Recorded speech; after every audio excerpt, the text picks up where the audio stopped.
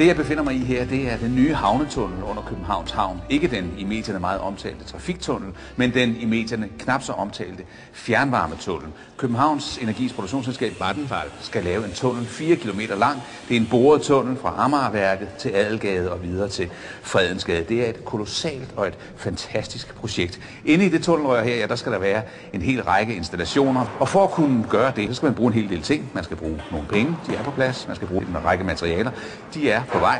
Men først og fremmest, så skal man hos KLR Entreprise, som er dem, der står for hele indretningen af tunnelen her, bruge det store forkromede overblik. Og det overblik, Erik, det har du, fordi du er projektchef.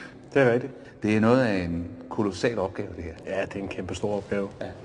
Det er meget krævende, når man skal bygge tunneler, og man skal fylde så mange installationer ned i dem. Det er, som vi selv har gået turen her igennem, så skal alting faktisk bæres ind eller køres ind. Så der er en stor logistikopgave i det. Det, som tunnelen benyttes til, det er at bringe fjernvarme ind. Men der er en masse hjælpeinstallationer for, at selve tunnelen den kommer til at virke sådan, som den skal. Blandt andet ventilation og elforsyning osv. Må så høre engang sådan ganske kort, hvem er det, der står for de forskellige dele af entreprisen her? KLR er jo en del af Kemper Lauritsen koncernen, og KLR står for at lave fælles teknikentrepriser.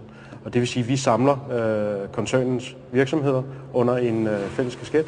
Kemper Lauritsen, som jo er en installationsvirksomhed inden for el, så er det LH Rørbyg, som er en VVS- og rørvirksomhed, og så Klimodan, som er en ventilationsvirksomhed.